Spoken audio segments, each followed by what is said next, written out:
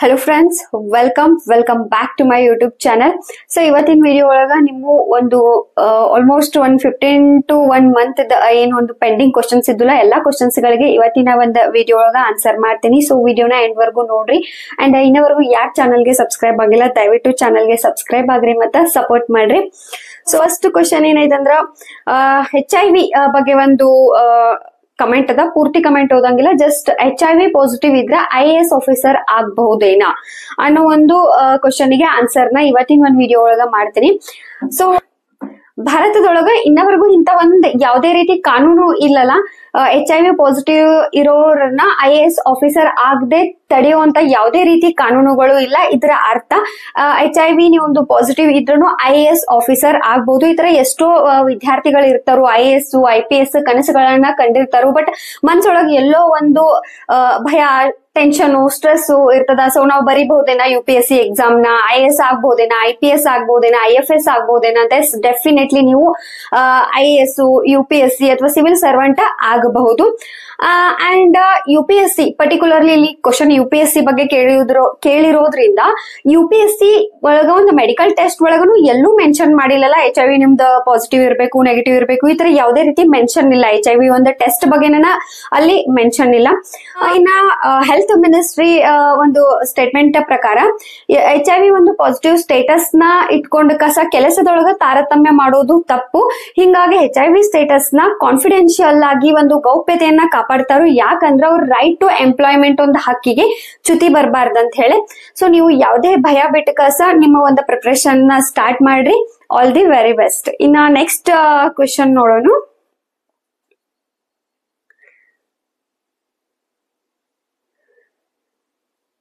Magazine and monthly compilation which is best for UPSC preparation tell me ಅಕ್ಕ ಅಂದಾರ.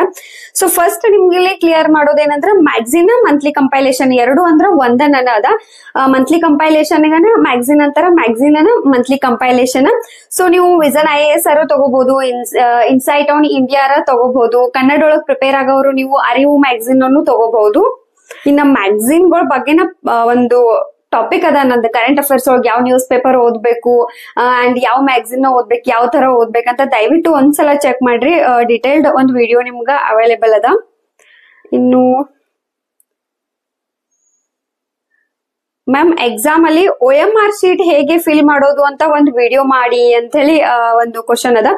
So OMR sheet ಮಾಡೋ ಒಂದು fill ಮಾಡೋದು ಅಷ್ಟೇನ್ ಡಿಫಿಕಲ್ಟ್ ಇಲ್ಲ. ಜಸ್ಟ್ ಕೇರ್ಫುಲ್ ಆಗಿ ನೀವ್ ಏನ್ ಮಾಡ್ಬೇಕಂದ್ರ ನಿಮ್ಮ ಒಂದು ರೋಲ್ ನಂಬರ್ ಪ್ಲಸ್ ಕ್ವಶನ್ ಒಂದು ಪೇಪರ್ ದ ಶ್ರೇಣಿ ಯಾವ್ದು ಇರ್ತೈತಲ್ಲ ಅದ್ರ ಒಂದು ಬಬಲ್ಸ್ ನ ಕರೆಕ್ಟ್ ಆಗಿ ಫಿಲ್ ಮಾಡ್ಬೇಕಾಗ್ತೈತಿ. ಓಕೆ, ನಾನು ಟ್ರೈ ಮಾಡ್ತೇನೆ ನೆಕ್ಸ್ಟ್ ವಿಡಿಯೋಸ್ ಒಳಗೆ ಒಂದು ಡಿಟೇಲ್ಡ್ ವಿಡಿಯೋ ಒಂದು ಮಾಡ್ಲಿಕ್ಕೆ.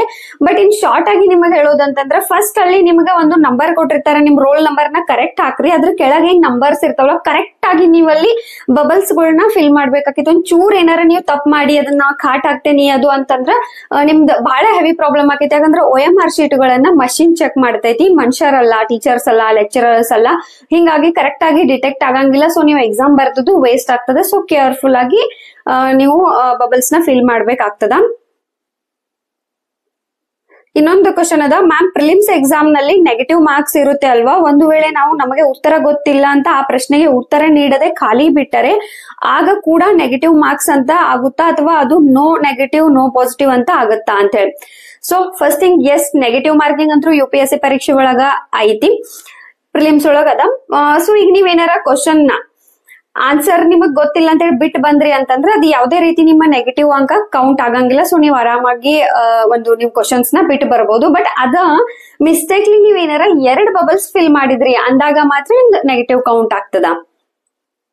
ಇನ್ನು KPSC syllabus SSC exam preparation ಮಾಡೋರ್ಗೆ ಹೆಲ್ಪ್ ಆಗುತ್ತಾ ಅಂತ ಹೇಳಿ.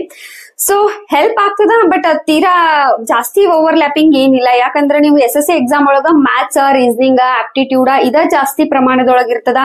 ಇನ್ನ ಕರೆಂಟ್ ಅಫೇರ್ಸ್ ಆಗಿರ್ಬೋದು, ಹಿಸ್ಟ್ರಿ ಆಗಿರ್ಬೋದು, ಅಲ್ಲೆಲ್ಲ ನೀವು ಪೂರ್ತಿ ಒಂದು ಸೆಂಟ್ರಲ್ ಗವರ್ಮೆಂಟ್ ಜಾಬ್ ಆಗಿರೋದ್ರಿಂದ ಸೊ ಇಂಡಿಯನ್ ಹಿಸ್ಟ್ರಿ ಆಗಿರ್ಬೋದು, ಇಂಡಿಯನ್ ಪಾಲಿಟಿ, ಇಂಡಿಯನ್ ಜಿಯೋಗ್ರಫಿ ಇದನ್ನೆಲ್ಲಾನ ಜಾಸ್ತಿ ಸ್ಟ್ರೆಸ್ ಕೊಡ್ಬೇಕಾಗ್ತೈತಿ.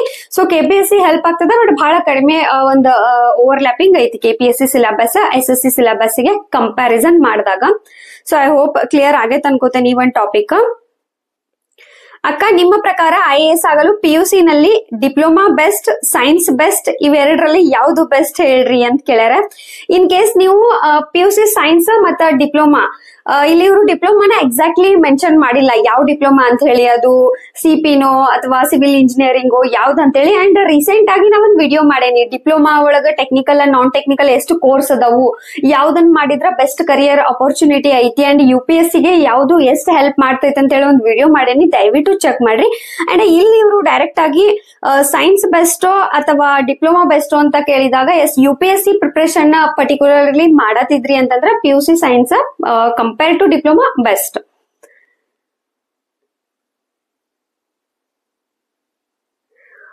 ಇನ್ನೊಂದು ಕ್ವಶನ್ ಅದ, ಮಂತ್ಲಿ ಕಂಪೈಲೇಷನ್ ಮ್ಯಾಗಝಿನ್ ಎರಡು ಸೇಮ್ ಅಂತ ಹೇಳಿದ್ರಿ, ಹಂಗಾದ್ರ ಫ್ರೀ ಆಗಿ ನಾವು ಹೆಂಗ್ ರೀಡ್ ಮಾಡ್ಬೇಕು ಮೊಬೈಲ್ ಒಳಗ ಅಂತ ಹೇಳಿ. ಸೊ ಬಹಳನೇ ಸಿಂಪಲ್ ಅದ, ಜಸ್ಟ್ ನೀವು ವಿಷನ್ IAS ಆಗಿರ್ಬೋದು, ಇನ್ಸೈಟ್ ಆನ್ ಇಂಡಿಯಾ ಆಗಿರ್ಬೋದು, ನಿಮಗ್ ಯಾವ ಮ್ಯಾಗಝಿನ್ ಇಷ್ಟ ಆಗ್ತದಲ್ಲ, ಜಸ್ಟ್ ಅವ್ರ ಒಂದು ವೆಬ್ಸೈಟ್ ಒಳಗೆ ಹೋಗಿ ಕರೆಂಟ್ ಅಫೇರ್ಸ್ ಅಂತ ಟೈಪ್ ಮಾಡಿದ್ರೆ ಸಾಕ. ಪ್ರತಿಯೊಂದು ಮಂತ್ಲಿ ಮ್ಯಾಗಝಿನ್ ಗಳಲ್ಲೇ ನಿಮಗ್ ಬಾಕ್ಸ್ ಒಳಗ ಕಾಣಿಸ್ತಾವ, ಮಂತ್ ವೈಸ್ ಜನವರಿ 2025 ಈ ತರ. ಅದ್ರ ಮೇಲೆ ಕ್ಲಿಕ್ ಮಾಡಿದ್ರಿ ಅಂತಂದ್ರೆ ಒಂದು PDF ಓಪನ್ ಆಗ್ತದ, ಅದನ್ನ ನೀವು ಅಲ್ಲೇ ನಾನು ಓದ್ಕೋಬಹುದು ಅಥವಾ ಡೌನ್ಲೋಡ್ ಮಾಡ್ಕೊಂಡ್ ಕಸ ನಿಮ್ಮ ಮೊಬೈಲ್ ಒಳಗನ ಓದ್ಕೋಬಹುದು. ಐ ಹೋಪ್ ಕ್ಲಿಯರ್ ಆಗೈತೆ ಅನ್ಕೋತೀನಿ. ಸೊ ಇವಾಗ ಯಾವುದೇ ಪುಸ್ತಕಗಳಾಗಿರ್ಬೋದು, ಯಾವುದೇ ಮ್ಯಾಗಝಿನ್ ಗಳಾಗಿರ್ಬೋದು ನಂಗೆ ಸಿಗಾತಿಲ್ಲ, ನಮ್ಗೆ ಅವೈಲೇಬಲ್ ಇಲ್ಲ ಅನ್ನೋ ಒಂದು ಸ್ಟ್ರೆಸ್ ಅನ್ನ ಇಲ್ಲ. ಜಸ್ಟ್ ನಿಮ್ಮ ಫಿಂಗರ್ ಟಿಪ್ ಒಳಗ ಇಡೀ ಜಗತ್ತೊಳಗಿರೋ ಎಲ್ಲ ವಿಷಯಗಳನ್ನ ಅರ್ಥ ಮಾಡ್ಕೋಬಹುದು, ತಿಳ್ಕೋಬಹುದು, ಓದ್ಕೋಬಹುದು. ಸೊ ನೀವು ನಿಮ್ಮ ಮೊಬೈಲ್ ಒಳಗ ಪ್ರತಿಯೊಂದು ಪುಸ್ತಕಗಳನ್ನು ಓದ್ಕೋಬಹುದು, ಕರೆಂಟ್ ಅಫೇರ್ಸ್ ನು ಓದ್ಕೋಬಹುದು. ಇನ್ನ ನೆಕ್ಸ್ಟ್ ಕ್ವಶನ್ ಏನೈತೆ ಅಂದ್ರ, UPSC syllabus every year change ಆಗ್ತೈತೋ ಸೇಮ್ ಇರ್ತದೋ ಅಂತ ಹೇಳಿ. ಸೊ UPSC ಎಕ್ಸಾಮಿನೇಷನ್ ಅದೊಂದು ಸಿಲೆಬಸ್ ಪದೇ ಪದೇ ಚೇಂಜ್ ಆಗಂಗಿಲ್ಲ, ಆಲ್ಮೋಸ್ಟ್ ಬಹಳ ಟೈಮ್ ತಗೊಂಡ್ ಚೇಂಜ್ ಮಾಡ್ತಾರೆ. ಅಂಡ್ ಏನಾರ ಚೇಂಜ್ ಮಾಡಾಕತ್ತಿದ್ರು ಅಂತಂದ್ರೆ 1 year ಬಿಫೋರ್ ಅನ್ನ ಇನ್ಫಾರ್ಮೇಶನ್ ಕೊಡ್ತಾರೆ, ಯಾಕಂದ್ರೆ ವಿದ್ಯಾರ್ಥಿಗಳಿಗೆ ನೆಕ್ಸ್ಟ್ ಇಯರ್ ಪ್ರಿಪೇರ್ ಆಗುವಂತವ್ರಿಗೆ ತೊಂದರೆ ಆಗ್ಬಾರ್ದು ಅಂತ ಹೇಳಿ. ಸೊ ಸಿಲೆಬಸ್ ಬಗ್ಗೆ ಯಾವ್ದೋ ವರಿ ಇಲ್ದ ನೀವು ನಿಮ್ಮ ಪ್ರಿಪರೇಷನ್ ನ ಮಾಡ್ಕೋಬಹುದು. Madam please tell what next after 10th become IAS officer. ಮತ್ತ ನಾವು 10th ಆದ್ಮೇಲೆ ಸೈನ್ಸ್ ತಗೊಂಡ್ರೆ ಯಾವ ರೀತಿ UPSC ಎಕ್ಸಾಮ್ಗೆ ಪ್ರಿಪೇರ್ ಆಗ್ಬೇಕು, ವಿಡಿಯೋ ಮಾಡಿ ಮೇಡಮ್ ಬೇಗ ಅಂತ. ಸೊ ಎಸ್, ಇದ್ರ ಮೇಲೆ ಡೆಫಿನೆಟ್ಲಿ ಒಂದು ವಿಡಿಯೋ ಮಾಡ್ತೇನೆ, ಬಿಕಾಸ್ ಕ್ವಶನ್ ಆನ್ಸರ್ ಒಳಗ ಈ ಒಂದು ಕ್ವಶನ್ಗೆ ಆನ್ಸರ್ ನ ಮಾಡ್ಲಿಕ್ಕೆ ಆಗಂಗಿಲ್ಲ, ಬಿಕಾಸ್ ಲೆಂಗ್ದಿ ಆನ್ಸರ್ ಅದ. ಸೊ 10th ಆದಂತ ವಿದ್ಯಾರ್ಥಿಗಳಾಗಿರ್ಬೋದು, PUC ವಿದ್ಯಾರ್ಥಿಗಳಿಗಾಗಿರ್ಬೋದು, ಈಗಿಂದ ಒಂದು ಗೈಡ್ಲೈನ್ಸ್ ಒಳ್ಳೆ ಒಂದು ಇನ್ಫಾರ್ಮೇಶನ್ ಸಿಕ್ಕರೆ ಡೆಫಿನೆಟ್ಲಿ ಅವ್ರ ಕಡೆ ಬಹಳಷ್ಟು ಟೈಮ್ ಇರ್ತದ, ಎನರ್ಜಿ ಇರ್ತದ.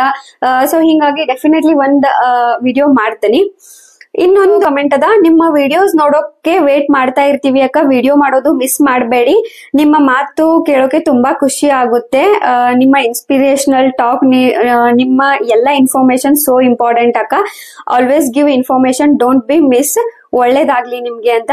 So thank you very much. Actually ಈ ತರ ಒಂದು ವಿಡಿಯೋಸ್ಗೆ ವೇಟ್ ನಾನು ವ್ಲಾಗ್ ಚಾನೆಲ್ಸ್ ಆಗಿರ್ಬೋದು ಅಥವಾ ಎಂಟರ್ಟೈನ್ಮೆಂಟ್ ಚಾನೆಲ್ಸ್ ಗೆಲ್ಲ ನೋಡಿರ್ತೀನಿ. ಎಜುಕೇಶನಲ್ ಚಾನೆಲ್ಸ್ ಒಳಗು ಈ ತರ ಒಬ್ರು ಒಂದಷ್ಟು ಇನ್ಫಾರ್ಮೇಶನ್ ಸಲುವಾಗಿ ವೇಟ್ ಮಾಡ್ತಿರ್ತಾರು ಅಂತ ಕೇಳಿದಾಗ ಖರೇನ ಬಹಳ ಖುಷಿ ಆಗ್ತೈತಿ. Thank you very much. Definitely ಈ ತರ ಒಂದಷ್ಟು ಇಂಪಾರ್ಟೆಂಟ್ ಕಂಟೆಂಟ್, ಒಳ್ಳೆ ಇನ್ಫಾರ್ಮೇಶನ್ ಗಳನ್ನ ಕೊಡ್ತಾ ವಿಡಿಯೋಸ್ ನ ಕಂಟಿನ್ಯೂ ಇಡ್ತೀನಿ. ಆಲ್ಮೋಸ್ಟ್ ಒಂದು 2 months ವಿಡಿಯೋಸ್ ಮಾಡಿರ್ಲಿಲ್ಲ. ಸೊ ಹಿಂಗಾಗಿ ಇವ್ರು ಈ ಒಂದು ಕಮೆಂಟ್ ಹಾಕ್ಯಾರ. ಖರೆ ಹೇಳ್ಬೇಕಂದ್ರೆ ಎಮೋಷನಲ್ ಅದೇ ಅಂಡ್ ಖುಷಿನೂ ಆಯ್ತು. Thank you madam. ನಿಮ್ಮ NCERT's ಬುಕ್ ಕವರ್ ಪರಿಚಯ ಮಾಡಿ ಕೊಡಿ, ಮತ್ತೆ ಎಲ್ಲಿ ಪರ್ಚೇಸ್ ಮಾಡಿದ್ರಿ ಅಂತ ಹೇಳಿ ಪ್ಲೀಸ್, ವಿಡಿಯೋ ಮಾಡಿ ಅಂತದ. NCERT ಪುಸ್ತಕಗಳ ಒಂದು ಕವರ್ ಪರಿಚಯನ ಆಲ್ರೆಡಿನ ಒಂದು ವಿಡಿಯೋಸ್ ಒಳಗೆ ಮಾಡೇನಿ, ದಯವಿಟ್ಟು ಒಂದ್ಸಲ ಚೆಕ್ ಮಾಡ್ರಿ. ಇನ್ನ ಪುಸ್ತಕಗಳನ್ನ ನಮ್ಮ ಒಂದು ಬೆಳಗಾವಿ ಒಳಗನ ನಾರ್ಮಲ್ ಒಂದು ಬುಕ್ ಹೌಸ್ ಇರ್ತದಲ್ಲ, ಬುಕ್ ಸ್ಟಾಲ್ ಇರ್ತದಲ್ಲ, ಅಲ್ಲಿಂದ ನಾನು ಕೆಲವು ಪುಸ್ತಕಗಳು ಸೆಕೆಂಡ್ ಹ್ಯಾಂಡ್ ಸಿಕ್ಕು. ಸೊ ಆ ತರ ಸೆಕೆಂಡ್ ಹ್ಯಾಂಡ್ ತಗೊಂಡೆ, ಕಡಿಮೆ ಒಂದು ಪ್ರೈಸ್ ಒಳಗ್ ಸಿಗ್ತಾವ ಅಂತ ಹೇಳಿ. ಯಾವೆಲ್ಲ ಪುಸ್ತಕಗಳು ಸಿಕ್ಕಿರ್ಲಿಲ್ಲಲ್ಲ ಅವನಷ್ಟ ನಾನು ಅಮೆಝಾನ್ ಒಳಗ ಆನ್ಲೈನ್ ಒಳಗ ಪರ್ಚೇಸ್ ಮಾಡ್ಕೊಂಡಿದ್ನಿ. ಇನ್ನು ಅಕ್ಕ please tell how to prepare IAS exam in PUC. ಸೊ PUC ಡಿಪ್ಲೊಮಾ ಡಿಗ್ರಿ ಜೊತೆ ಪ್ರಿಪರೇಷನ್ ಮಾಡುವಂತ ಕಮೆಂಟ್ಸ್ ಒಳಗೆ ಕಮ್ಮಿ ಅಂದ್ರೂ ಒಂದು 4-5 ಜನರ ಕ್ವಶನ್ಸ್ ಅದಾವು. ಸೊ ಹಿಂಗಾಗಿ ಡೆಫಿನೆಟ್ಲಿ ಒಂದು ಲೆಂಗ್ದಿ ವಿಡಿಯೋ ಮಾಡಕ ಟ್ರೈ ಮಾಡ್ತೇನೆ. ಅಂಡ್ ಬಿಫೋರ್ ದಟ್ ಹೇಳೋದಂದ್ರೆ ಆಲ್ರೆಡಿ PUC ಮತ್ತೆ ಡಿಗ್ರಿ ಜೊತೆ ಯಾವ ತರ ಪ್ರಿಪರೇಷನ್ ನ ಮಾಡ್ಬೇಕು ಅನ್ನೋದ್ರ ಬಗ್ಗೆ ಡೀಟೇಲ್ಡ್ ವಿಡಿಯೋ ಮಾಡೇನಿ, ದಯವಿಟ್ಟು ಚೆಕ್ ಮಾಡ್ರಿ. ಅಗೇನ್ ಅಲ್ಲಿ ಏನಾರ ನಿಮ್ಗೆ ಹೆಲ್ಪ್ ಅನಿಸ್ಲಿಲ್ಲ ಮತ್ತು ಇನ್ನ ಇನ್ಫಾರ್ಮೇಶನ್ ಬೇಕು ಅಂತಂದ್ರೆ ಮತ್ತೊಂದ್ಸಲ ಕಮೆಂಟ್ ಮಾಡ್ರಿ, ಡೆಫಿನೆಟ್ಲಿ ನೆಕ್ಸ್ಟ್ ಸಂಡೇ ಆನ್ಸರ್ ಮಾಡ್ತೇನೆ.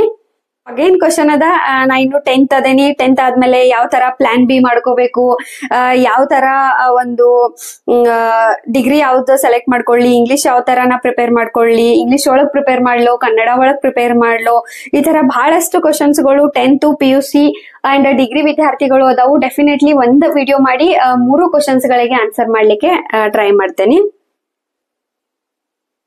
NCERT ಪುಸ್ತಕಗಳು ಒಂದು ಟ್ರಾನ್ಸ್ಲೇಷನ್ ಕನ್ನಡದೊಳಗ ಸಿಗ್ತೈತೇನ ಅಂತ ಕೇಳ್ಯಾರ. ಎಸ್ ಸಿಗ್ತದ. ಆನ್ಲೈನ್ ಒಳಗ ಯಾವ ಪುಸ್ತಕ ಅಂತ ಹೇಳಿ ನಾ ಒಂದು ಶಾರ್ಟ್ಸ್ ಮಾಡೇನಿ. ದಯವಿಟ್ಟು ಒಂದ್ಸಲ ಒಂದು ಶಾರ್ಟ್ಸ್ ವಿಡಿಯೋನ ನೋಡ್ರಿ, ನಿಮ್ಗೆ ಇನ್ಫಾರ್ಮೇಶನ್ ಸಿಗ್ತದ. ಇನ್ನ NCERT ಟೆಕ್ಸ್ಟ್ ಬುಕ್ ನ ಮೊಬೈಲ್ ಒಳಗ್ ರೀಡ್ ಮಾಡ್ಬೋದನ್ನ? ಎಸ್, ಡೆಫಿನೆಟ್ಲಿ ನೀವು ಮಾಡ್ಬೋದು. NCERT ವೆಬ್ಸೈಟ್ ಒಳಗ್ ಹೋದ್ರಿ ಅಂತಂದ್ರೆ ಅಲ್ಲಿ 6ರಿಂದ 12ನೇ ತರಗತಿ ಎಲ್ಲಾ ಪುಸ್ತಕಗಳು, ನಿಮ್ 6ರಿಂದ 10ನೇ ತರಗತಿಯವರೆಗಿನ ಎಲ್ಲಾ ಪುಸ್ತಕಗಳು ಅವೈಲೇಬಲ್ ಅದಾವು. ಡೌನ್ಲೋಡ್ ಮಾಡ್ಕೊಳ್ರಿ, PDF ನ ಓದ್ಕೋಬಹುದು. ಸೊ ಈ ಒಂದು ವಿಡಿಯೋ ಒಳಗೆ ಆಲ್ಮೋಸ್ಟ್ ಕ್ವಶನ್ಸ್ ಗಳಿಗೆ ಆನ್ಸರ್ ಮಾಡಕ ಟ್ರೈ ಮಾಡೇನಿ. ಐ ಹೋಪ್ ಈ ಒಂದು ವಿಡಿಯೋ ನಿಮಗೆ ಯೂಸ್ಫುಲ್ ಆಗೈತೆ ಅನ್ಕೋತೇನಿ. ನೆಕ್ಸ್ಟ್ ವಿಡಿಯೋಗೆ ಸಿಗೋಣ. Thank you.